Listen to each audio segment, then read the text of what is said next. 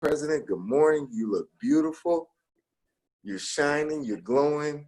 This is your time. Coffee and conversation with you. Please take it away. And good morning to you all. It is truly an honor to see you, to wake up this morning and to be amongst the living and to see you all this morning. It's truly an honor. Sometimes, and I say this all the time, we have taken so much for granted, but if COVID-19 has not taught us to quit taking things for granted, I don't know what will teach us. And so every time I see someone, I tell them it's truly good and an honor to be able to see you this morning. And for me to have my eyes open and to at least think I'm in my right mind. Now, y'all may not think I am, but I at least think I am, at least halfway in my right mind. I don't know if I'm completely in my right mind, Mr. Corley, because I said anybody who's been with the city 15 years for me, and it takes you much more longer than 15 years, Mr. Corley. I don't know if we're in our right mind or not. I don't know if we're in our right mind to stay there that long, and then we have lost a little of our right mind just being there. So, Katie, look at what you got coming. I know. So it is truly an honor to be here with all of you all this morning. Thank you for opening it up. Mr. Grady, I was here listening, and Ms. Clayton, and I have the floor, so I can say I have the best staff there is in the world. And I have the best, not in the United States, y'all, in the world. I have the best staff there is in the world. And so it is. Thank you, Madam President. And I would be remiss if I did not greet our illustrious Mr. Irvin Corley, the grand poobah of finance on our LPD team. Irv, I didn't see you hiding there in the corner. Good morning. It is truly an honor to see, as you already said, Kanisha Hicks and Katie Hammer, our Deputy OFCO in the office of our Financial Chief Office, and Michael Jones from TCF, and Donnell White, my good friend that I love so dearly. He has done so many jobs, and every job he's done, he's been superb at doing it. So Donnell White, good to see you this morning. Pierre Patton, I love so dearly. He does a good job with the small businesses. And Katie, I did not even acknowledge the job that she does, even with the little ones that she has. And I know they're pulling on her all the time, but she still does an awesome job. And then Michael was here with us before, and he's awesome as well.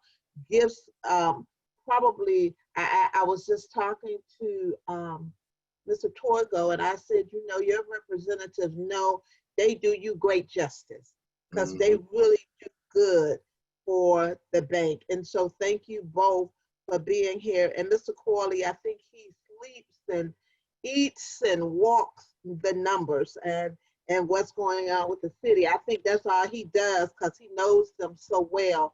So I just thank you all for being here with me on this morning. In case people are joining us and you do not know, I am your Detroit City Council President, Brenda Jones, and you are joining us for coffee, tea, water, whatever your favorite beverage is, and conversation. And we're going to have a good one this morning. We are live also on Facebook at www.facebook.com/CP Brenda Jones. And today, we are here to talk about the financial resources available to Detroit residents and businesses that have been impacted by COVID-19. And that's all of us. We have all been impacted some kind of way by COVID-19. I was truly impacted because I was diagnosed with COVID-19 and I tested positive. Although I continue to work, God is truly a good God, because I'm here to tell you about it. I made it through. I survived, and I thank God for allowing me to survive, to be here to tell you I am a survivor of COVID-19. And although they say you can't get it again, that's what they say. I don't think they know what they're talking about. I put my mask on.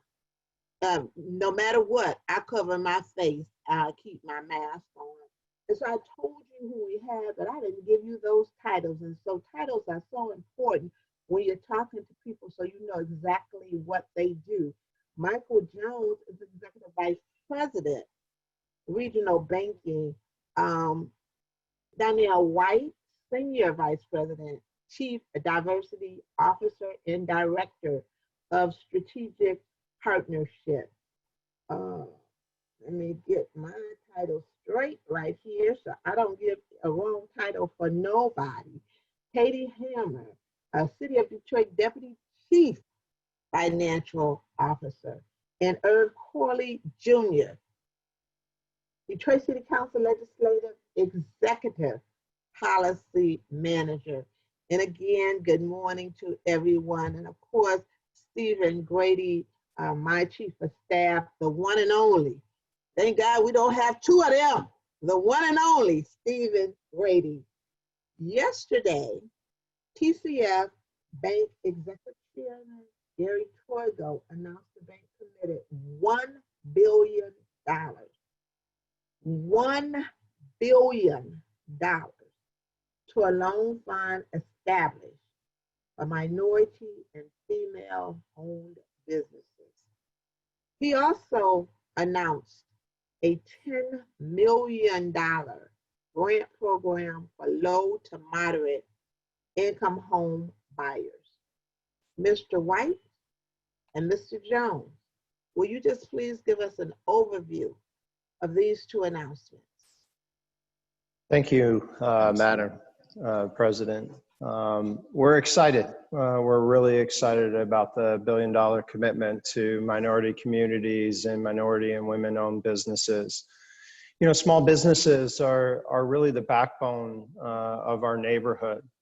And we also know that minority and women-owned businesses have been disproportionately denied loans or have higher rates or fees. And we believe that there needs to be crucial change in that marketplace. And we're well positioned and uniquely positioned to drive that change about, so that owners can create wealth, pursue their dreams, and strengthen their communities. As you mentioned, Madam President, another way to strengthen community is through home ownership. That brings really stability to communities as people put equity into their homes. And we've committed $10 million to help with people within low and moderate communities to purchase homes. And we're excited about that happening. So I'll let Donnell add a few comments as well. Thanks, Mike, and good morning, Madam President, and to everyone assembled here this morning. Madam President, whatever you're sharing at your staff meetings for energy, we're gonna import that over TC. There's great energy on your team, and I would certainly concur with you. You have an awesome team. It's a pleasure to continue to work with them and be back with you today. As Detroit's hometown bank, one of our key beliefs as a company is we care like a neighbor. You know, we're passionate about people in the communities we serve and treating our customers and team members with respect, care, and generosity. That has always been our guiding principle and will continue to be our guiding principle. And so I hope that as you see TCF moving throughout the community, that we are exemplifying that principle in terms of who we are. You know, when I think about caring like a neighbor, when we announced our merger with Chemical Bank and decided to move our headquarters to downtown Detroit, Mike Jones was one of the first people who packed his family up and said, I want to be a part of this movement, and moved to the city of Detroit from the previous headquarters in Minneapolis. So we are living this reality. We aren't just talking it, but we're trying to walk the walk.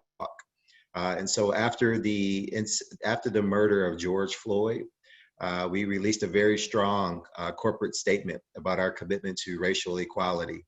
But we also said that we were very serious, that we were going to not just talk the talk, but we were going to walk the walk. We were going to exemplify the change internally and also externally in the communities that we serve. And so we hope that this is another step in the right direction. We hope that all of you will continue to hold us accountable to who we say we are and who we want to be. But most importantly, we hope that you continue to be great partners for us and pointing us in the right direction so that we can better serve the constituents that you serve. So again, Madam President, it's always an honor to be with you. We certainly support your leadership and stand ready for the next phase of what's to come. Thank you both. I truly appreciate you both being here this morning to just give us that overview. I know that the programs are still being developed. Just yesterday, yesterday evening, I was on a call with some minority small business and women, and their question was, how do we even know that we will get any money? We know that there has been so much money planned for small businesses, but the small businesses really get the money, and so many small businesses apply for money and they do not get money and they don't get the grants. And even with the money that we've seen come with the CARES Act, and really how many small businesses were actually allocated dollars there. And I know DEGC did an awesome job with allocating dollars to small businesses around here.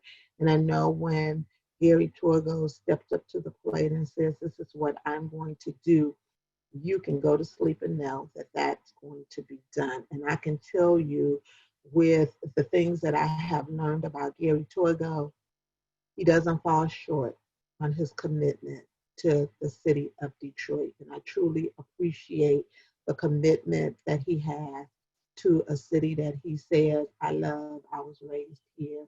And he doesn't fall short when he commits to doing something. And so I appreciate you all being here just to let us know what we have to expect. I know that you gentlemen have another appointment and you have to leave. So I'm just going to ask that if you would join us again at some point when you have more details to give us the information that you have. We appreciate, again, you taking the time out this morning just to be here to just announce to us what we have coming. So thank you again for being here, and give Gary the best. And remember, gentlemen, stay safe, keep that mask on. Thank you, Madam Thank President. you, Madam President. Thank you. So recently, also, the Detroit Economic Growth Corporation announced another round of funding for small businesses. My good friend, Mr. Pierre, who I have gotten to know and know that he doesn't fall short with doing his job at all. He does a good job at what he does. Can you tell us about what is coming with Detroit Economic Growth Corporation? Absolutely. Good morning, Madam President, and thank you for having me as a part of this illustrious panel. Really appreciate it, and I just want to share your sentiments and thank Mr. White and Mr. Jones and Gary Turgo for their commitment to Detroit businesses, because there's what businesses are facing right now with COVID, which the Detroit Economic Growth Corporation will working through and help them through. But then there's also just the systematic and historical challenges that business owners in Detroit, specifically minority Black business owners, Latinx business owners, have faced. And so it's amazing for this commitment in terms of really helping our businesses to grow after COVID. So really do thank them for that. President Jones, this is a grant fund that DEGC has been able to set up with some additional dollars from the Michigan Strategic Fund. There's about $7.35 million in grants that are available for Detroit-based businesses. And so these are fully grant dollars, no loans here. These are all grants, grants of up to $20,000 for Detroit businesses. The application opened about a week ago, last Wednesday, July 15th, and that application is gonna be open until August 5th at 11:59 p.m. Any interested folks can go to michiganbusiness.org michiganbusiness.org/restart to apply. Again, that's michiganbusiness.org/restart. That's where you go to apply. It's just one application. It's very simple. You don't have to upload a ton of different documents. You don't have to upload financial statements, profit and loss, anything like that. Very simple application. You can go through, you can fill it out. If you have any issues filling out the application, you can actually reach out to us at the Detroit Economic Growth Corporation, and we'll be more than happy to assist you with that. You can reach out to me. My email is pbatton, that's the letter P, BATTON, at DEGC.org. And someone on my team will be able to assist you in terms of helping to navigate the application, or if you're having some sort of tech problems, we can get you in contact with the MEDC to be able to help you fill out that application and get it in. This really is a great opportunity for Detroit businesses. President Jones mentioned the first grant fund that we were fortunate to do a couple months back. Over 750 businesses here in the city of Detroit got awarded. 81% of those businesses were minority owned. And so, you know, this time around, the state has actually said that, you know, of the $7.35 million that we're granting, 30% has to go towards minority owned, women owned, veteran owned businesses. So, you know, this is a great opportunity. If you're a minority owned business in the city of Detroit, please apply for this. If you are a veteran owned business, please apply for this. If you are a woman owned business, please apply for this. These dollars are for you to be able to get up, to restart your business. We know you've been facing a lot during COVID. We know there have been a lot of challenges. This is a very different thing than PPP loans. So if you applied for that, if you applied for other products, do not be discouraged by that.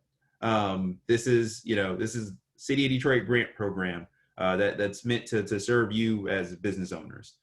Just one question. What does a business need to qualify? Great question, President Jones. So this is meant ultimately for small businesses. So you have to have less than 50 employees, and that's total employees in order to qualify. Something that's really great about this specific program is the state has addressed inadequacies that we've seen in previous programming. And by that, I mean, if you are a barbershop and you are a hair salon, for instance, you don't have employees, but you have independent contractors. When you fill out that application for this, number one, let me say first and foremost, you qualify for this as a barbershop and as a hair salon. Number two, you can list those independent contractors on your application.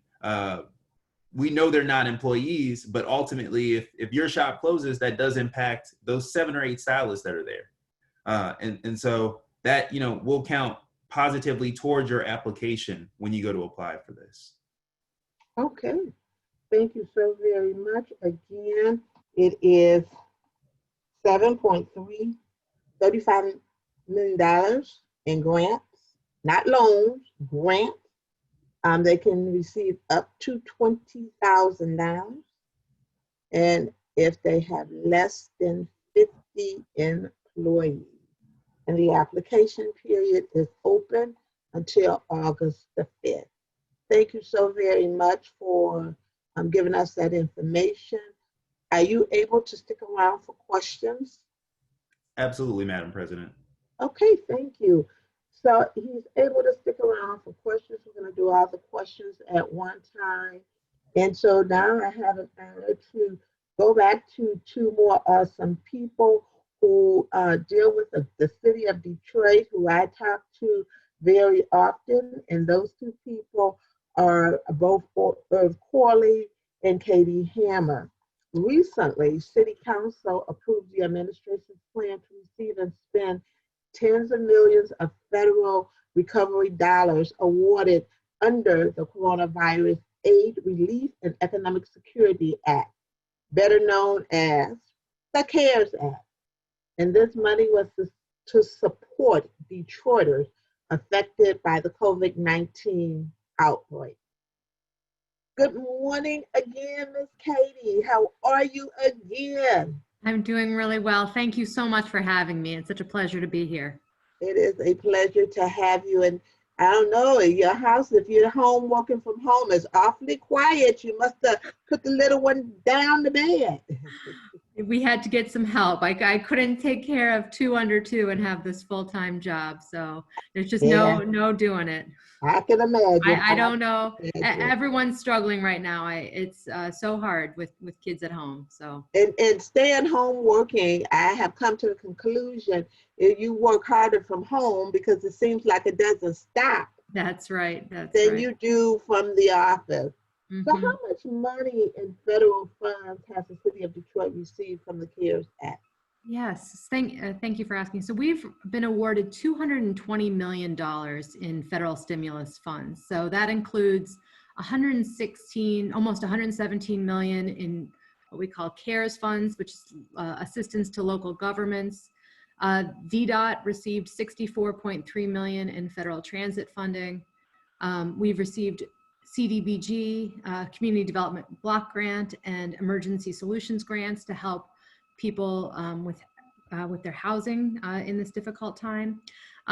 We've also received a Department of Justice grant to pay for some of the costs we incurred to make sure our first responders were safe. And then we also received a grant for, with the unanticipated school closure, many of our recreation workers were providing food during this difficult time. So we received some funding for that as well, to make sure that we could still provide food to families when the kids weren't getting lunch at school. So that was a place where the city of Detroit stepped in and was able to really provide this service in this difficult time. Okay, thank you for that great information. And so how did the OFCO decide what services would be funded with the CARES Act dollars? So first, kind of what happened under your leadership and Mayor Duggan's leadership and the City Council, the City of Detroit had to respond to COVID-19 really quickly. We launched test sites, emergency meals, PPE distribution, homeless assistance, safe reopening support, and many other urgent safety activities. And what our job has really been is to make sure that all of that work that was done to help Detroit respond to COVID-19, that we're able to use this federal stimulus money to pay for those activities so that we don't further hurt the city of Detroit's financial situation with our COVID-19 costs. We have, as you know, COVID-19 has created a difficult financial situation for the city of Detroit. We're projecting to lose $348 million over 2 fiscal years. And thanks to the City Council's leadership, we have passed balanced budgets. Our job in the OCFO is to make sure that our response to COVID-19 does not further hurt the city's economic situation, and that we are able to provide those services, whether it's assistance to the homeless, or we have these testing sites that are open and make sure that anyone who needs to get a test can get a test. We're passing out PPE on buses. We're making sure that our bus drivers are safe with new enclosures that will be on buses. Those are the types of things that the city will be doing with our federal stimulus, or the city is doing with its federal stimulus dollars. Okay, and we heard from Pierre, we heard from TCF, but let me just ask, are there any funds available still for small businesses? So the city of Detroit acted very early, even before we had stimulus dollars, and the city council approved contracts with DEGC to get over $3 million over to the DEGC to make those grants. That was before any other federal stimulus money was available, and that was action that the city took very quickly. And that was, we appreciate your leadership on that. So the city is, so that was some action we took quickly with city funds. Now we're making sure with the rest of the federal stimulus dollars that we're able to meet all the requirements for our first responders, for our public, like I mentioned, the homeless assistance and the rental assistance that will be provided. All of those things are places where the city of Detroit is deploying all the stimulus dollars that we're receiving. Okay, thank you. And is there any way, because we're talking about this here, and we know that there was quite a few dollars that was allocated if citizens and residents want to be able to track these dollars that are being spent, is there a way they can track the dollars? Absolutely. There's two places I would suggest they look. First, we launched there's a COVID-19 data dashboard with a bunch of information about the city's response to COVID-19. And you can reach that by on the front page of DetroitMI.gov. You'll see a box you can click on that says COVID-19 data dashboard. At the bottom of that dashboard, there's a financial transparency dashboard. All contracts that are contributing to our response to COVID-19 are tracked there, both with the approved contract amount and the expenditures through June. We're going to be updating that every month. So that's where you can see our contracted spending. In addition, thanks to leadership from your office, Jasmine really advocated to make sure that City Council had access to see how much of the CARES funding we were spending from each of the grants. And so we had completely agreed with this. And now in our financial reports, we have a new report that we worked on that includes information about all of our grants and how much we have estimated to spend to date and how much we're projecting to spend in the future. So those are two places you can see that. You can see that that's on the City of Detroit OCFO website under our financial reports in the monthly financial report section. And those are just two places where we're making sure that we have transparency on the spending. The response to COVID-19, as you know, had to be extremely quick. And we had to enter into contracts very quickly. And we want to make sure that the city of the Detroiters have confidence in the work that we're doing and can see what that money is being spent on. Okay, thank you so very much for sharing all of that information. And you talked about the homeless dollars, you talked about the CDBG dollars. Are there any more funds that are available to directly provide services to the residents of the city of Detroit? So a good portion of our funding is to operate things like our testing sites, which are a direct service to the city of Detroit. They are for providing that food that I mentioned that we were providing, and that emergency food. Through the CDBG funds, we're also going to be helping people with supportive housing, housing counseling, tax filing assistance, housing search and placement, eviction defense, rental assistance, and assistance for landlords and tenants. This is a difficult time, and we want to make sure that Detroiters have access to those so they can stay in their home. And the last thing we would want would be people to lose their housing during this very difficult time. So the City Council passed the appropriations for CDBG and ESG. The ESG is more focused on people experiencing homelessness while mitigating the impact of COVID-19. So, as you know, we're doing things like we are testing people that are living in homeless shelters. We're providing testing to DPSCD. All of these things are things that we are doing directly for our residents to make sure that they're staying safe in this difficult time. And we're providing PPE all over the place as well. Yeah, definitely. And that's something that I definitely make sure I do. I keep my car filled with PPE in case I'm seeing people out, as we know. And I talked to our medical director the other day just to check to see how our numbers were. And, knowing that numbers are rising very rapidly in other states, I was wondering how the numbers were in the city of Detroit. And she indicated we had just a slight rise in our numbers in the city of Detroit. But what we're seeing in the city of Detroit is something different. And what we had seen, and that is 40% of those numbers of cases that are rising are with younger people between the ages of 20 and 29. And I say that, and I stress that because for some reason, they don't want to wear a mask. And it is so important that everyone wears a mask. Even if you're younger, you can still get a virus. And it is being shown with the 40% of our cases in the city of Detroit are people between the ages of 20 and 29. So don't think that you will not get the virus because you're not a senior citizen. You don't have to be a senior citizen. That is not a requirement of getting the virus. The virus can hit anyone, and we've seen very sadly a 5-year-old die right here in the city of Detroit from the virus. And so I plead and I beg everyone, put that PPE on. You gotta wear it.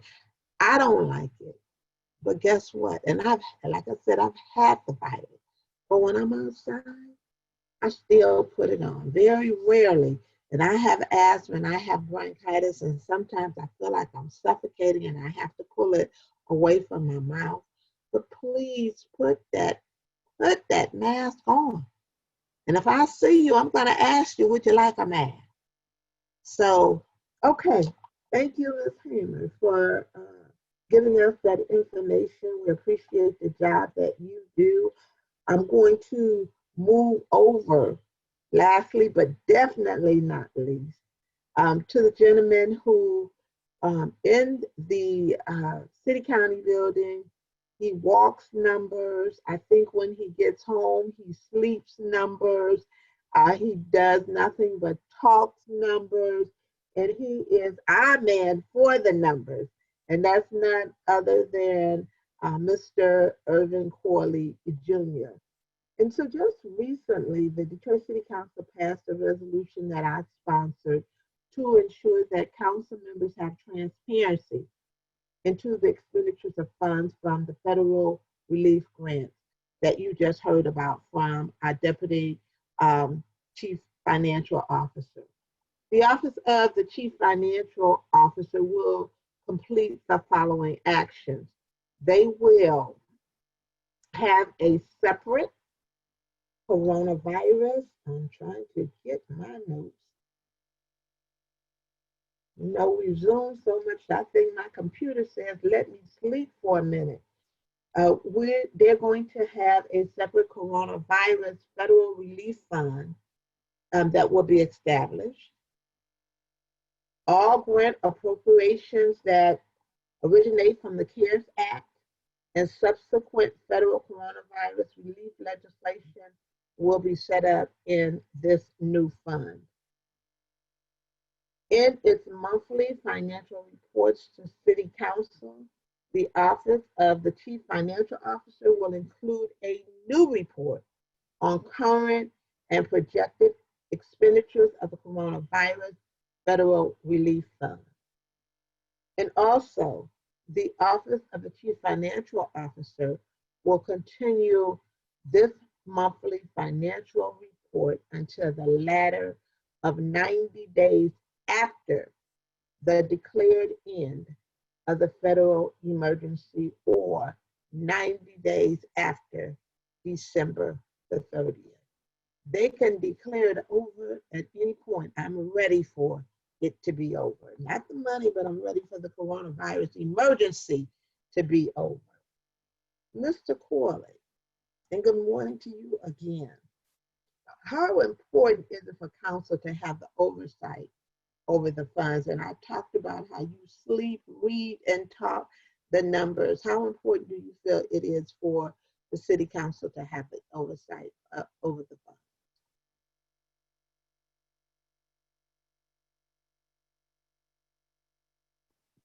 You are unmuted. Okay. Well, good morning, Madam President, and to the illustrious panel. It's always a pleasure to speak before the citizens, and I've just been honored to work for the City Council for 27 years. It's been just wonderful, just a wonderful, experience, a wonderful labor of love, and I really greatly appreciate it. So first of all, City Council, as the legislative branch of city government, has the fiduciary responsibility to oversee the city's budget and finances.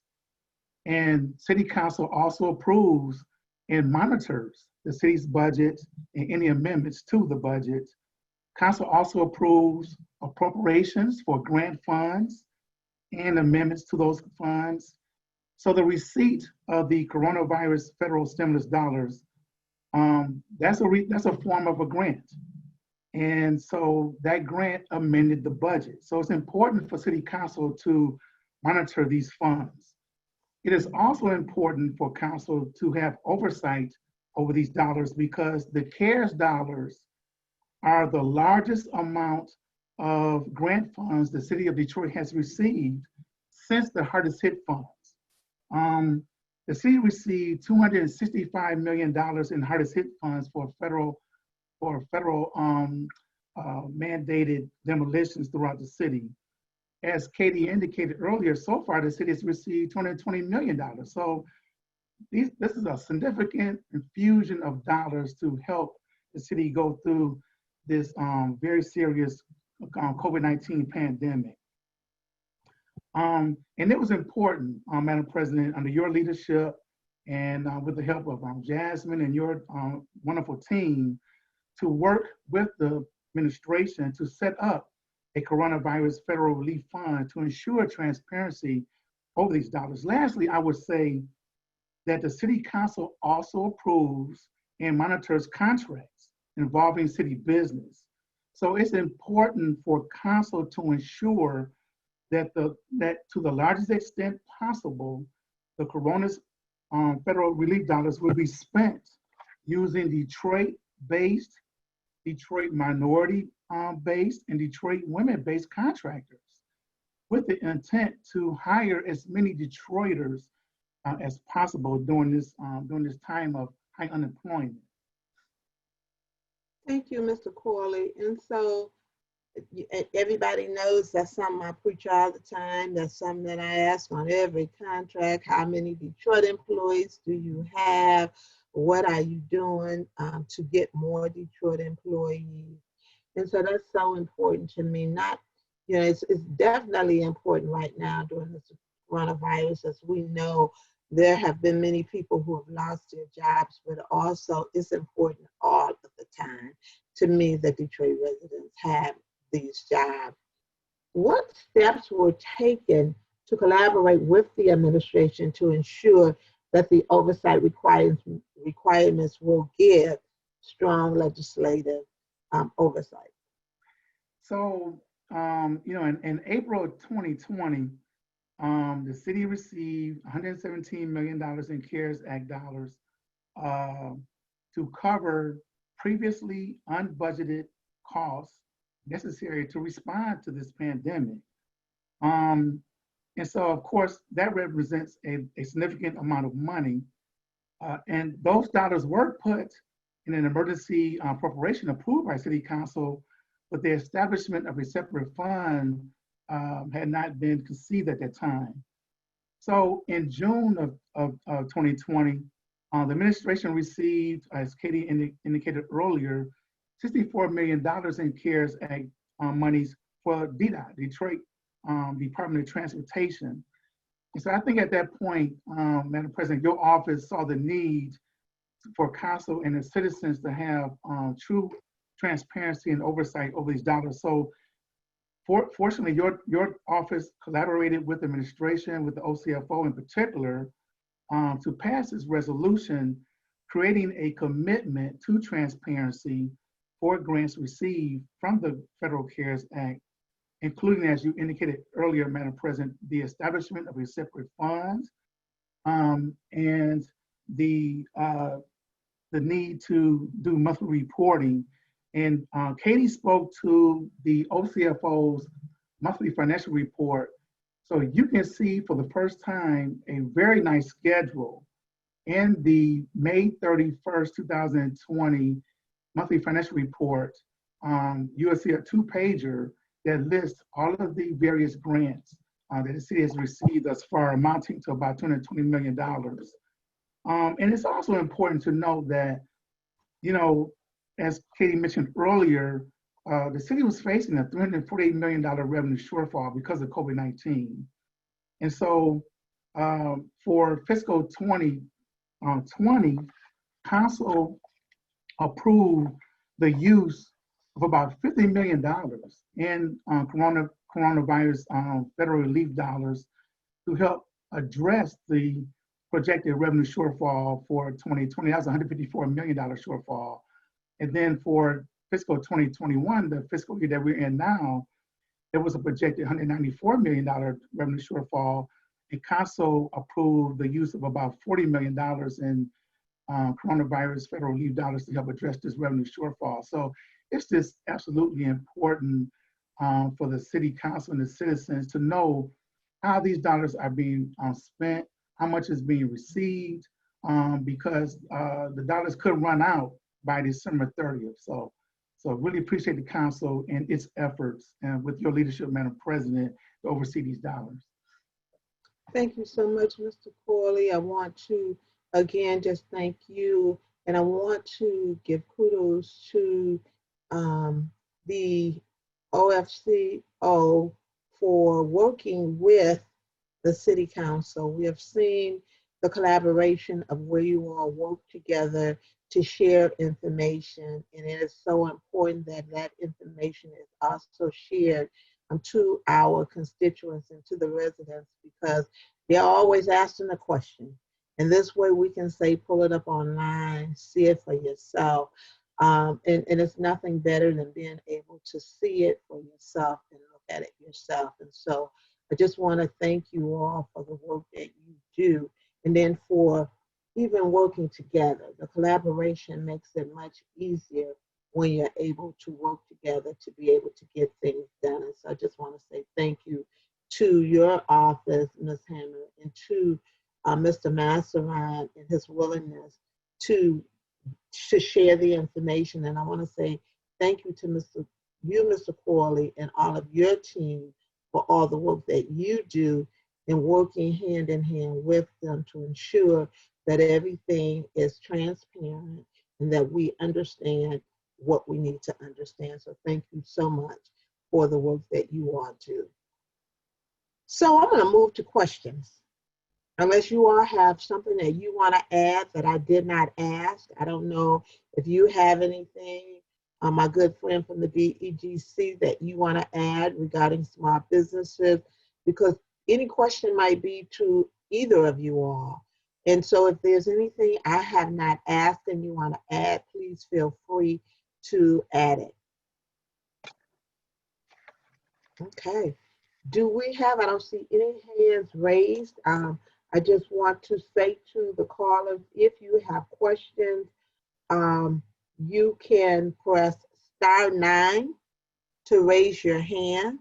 If you have any questions, you can press *9 to raise your hand. If we have people that are live on Facebook, you can just post your question and we will get your question read and get a response to your question. I don't see any hands raised as of right now. Ms. Clayton, do we have any hands raised that I don't see? We do not have any hands raised, Madam President, but we do have 2 questions from Facebook. Okay. The first question, I believe, might be for Mr. Batton. It says the plumbing industry has quite a few contractors who receive 1099s. Are they able to receive the grants? Yes, they're eligible to apply. I'm assuming by 1099, we're saying those plumbers are sole proprietors. They would be eligible for this grant. Okay, and we have another question. It says, a couple of people asked this question, are nonprofits affected by the pandemic able to get grants? Yes, nonprofits are also eligible for the $7.35 million of grant funding. Okay, and we now do have a couple of hands raised.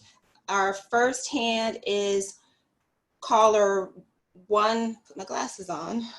Caller 133, you are unmuted. Good morning, Council President and everyone. Thank you for hosting this to connect to how our city are using our finances. I have one question regarding the Detroit Department of Transportation. I do understand fares are suspended.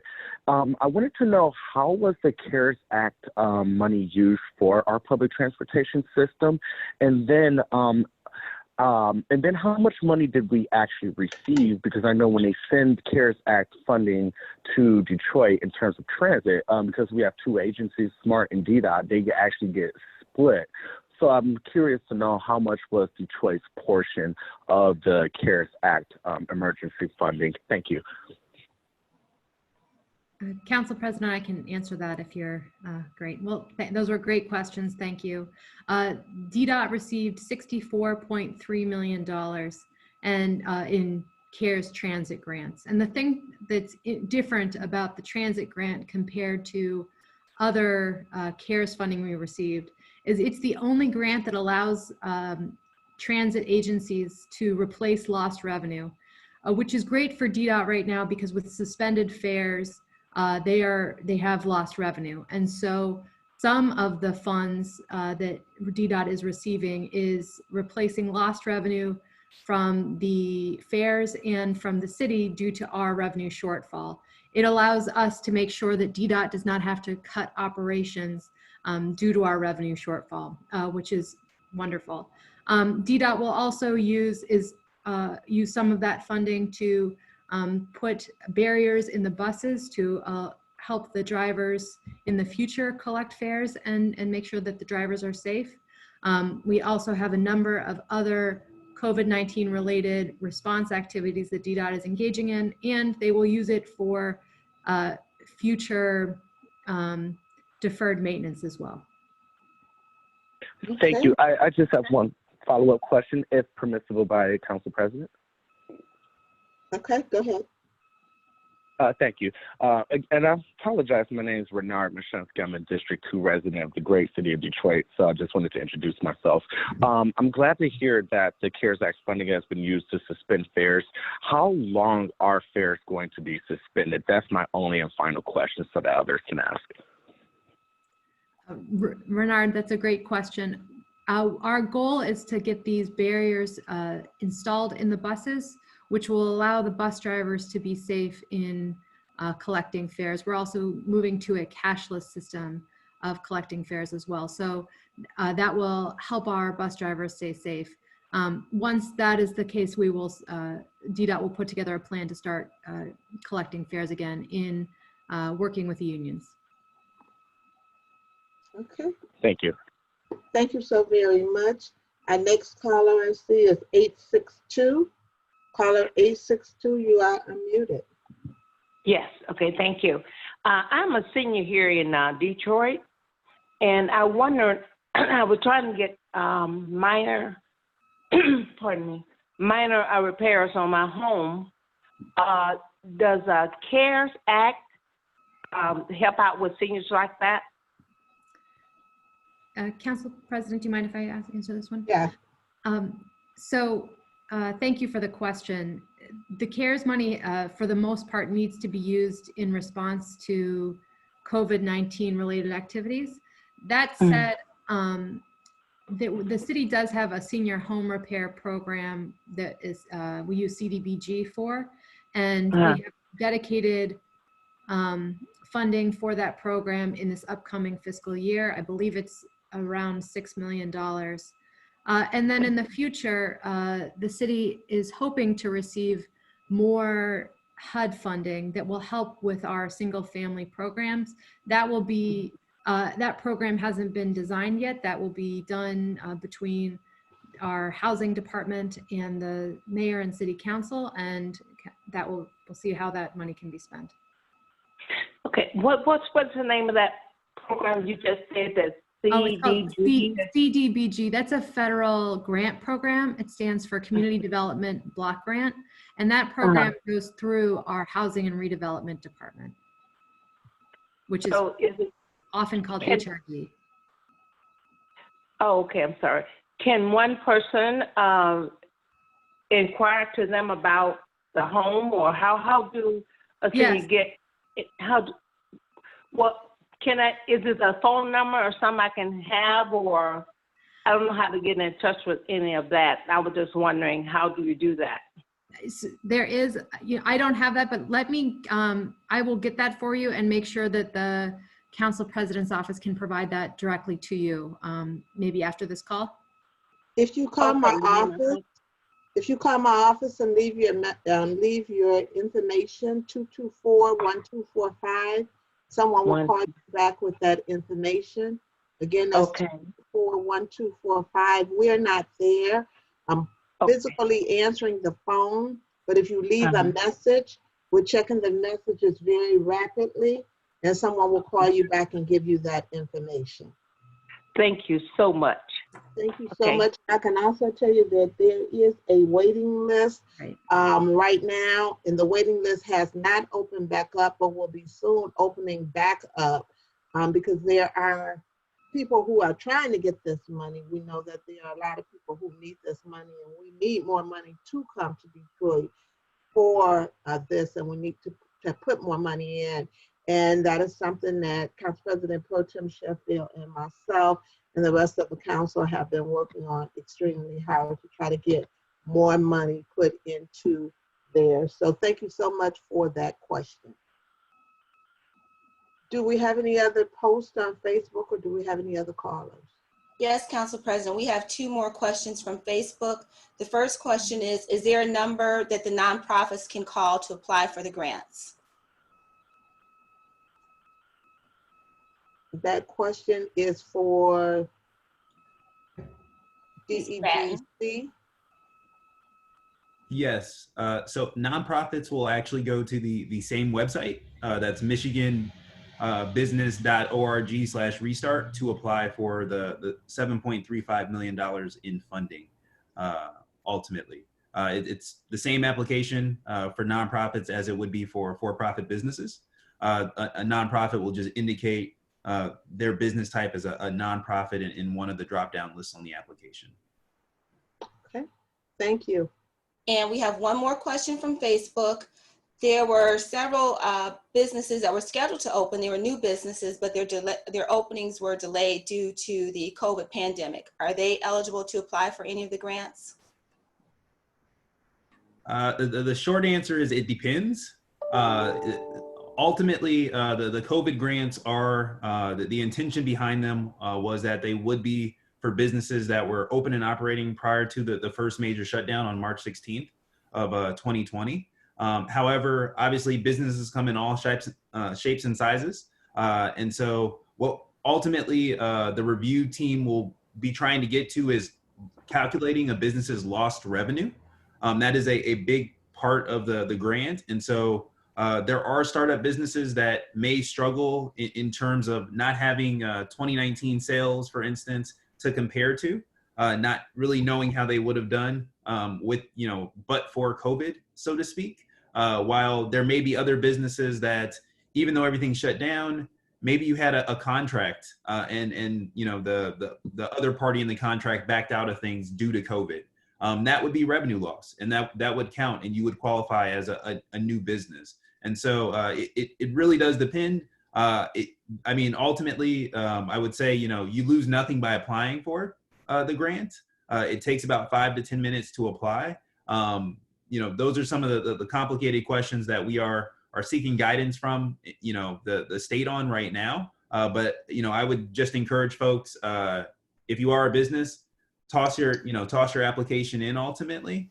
And you lose nothing. You lose nothing by applying. Whoever asked that question must have been on the DEGC board meeting, because that was definitely a question that I asked as well when we were told about the new dollars that was coming in. That was truly my question that I asked, whether or not a new business who could not and did not open due to COVID-19, were they able to get those grant dollars? So that is a very good question, and it's still something that I would like to see happen, because they lost the money because they were not able to open. And then also it affected many of their employees because they had people scheduled slated to begin working. So I definitely would like to see them be able to get some of those grant dollars. Are there any additional questions on Facebook or comments on Facebook? We do not have any more questions, Madam President. Okay, and I don't see any additional hands raised. And so I want to again say thank you to my panelists and even to the ones that had to leave from TCF. I don't know if you have thought of any additional closing remarks you'd like to make, and if you have, I'd like to give you the opportunity to do so now. And if not, I'm not going to give you. I think I would just say that in OCFO, I think we felt honored to help the city respond to this crisis by making sure we can maximize these federal dollars and making sure that they are put out in a way that can provide service to our residents in this difficult time under your leadership. And so I just want to thank you for that. And thank you for having me on the show. Okay, and thank you so much for being here. If there are no other comments by any of the panels, again, I'd like to just say thank you for taking out on your Friday to spend time to be able to assist and to answer questions and to give out information regarding what is going on with DEGC and how DEGC is still there to assist the businesses and small businesses during this period. I'd like to say thank you to Mr. Corley. Thank you to Ms. Hammer for being here. Thank you to the kids for allowing you to take time out on this morning. Because look, they say we miss our mommy. We need our mommy. So thank you to the kids for behaving too, because sometimes you hear the kids in the background hollering and screaming. And so we say thank you to all of you, and definitely to you, Mr. Pierre, Batton. We thank you for the work that you do with DEGC. We thank Mr. Corley for the work that he does. Again, of course, you see, I don't know, this Zoom, I keep having computer problems. I think my computer is tired of Zooming. So I just want to say thank you to all of you all for the work that you do in keeping us informed in everything that's going on, in the transparency that we will see happening. Thank you so much. I want to say thank you to my staff again. I tell you all the time, you are the best, and you are the best. I'm not just in the West, but in the North and in the South and in the East. I have the best staff, and I love and truly appreciate my staff who's there, who works around the clock in doing the job that needs to be done. I get text sometimes at 3, 4 o'clock in the morning. I have one staff member that when she came on, and I'm not going to call any names, she says, I don't work past 10 o'clock. And I get texts from her at 12 and 1 o'clock, and I want to know what happened to that 10 o'clock. I think her clock must have broke somewhere along the line, because sometimes I be saying to myself, I wish she'd go back to this, I don't work past 10 o'clock, texting me at 12 and 1 o'clock in the morning. But I truly appreciate the work that all of you all do, and you work tirelessly, and I thank you. And I know all of our city employees and other employees are also working tirelessly during this time. Thank you to all of the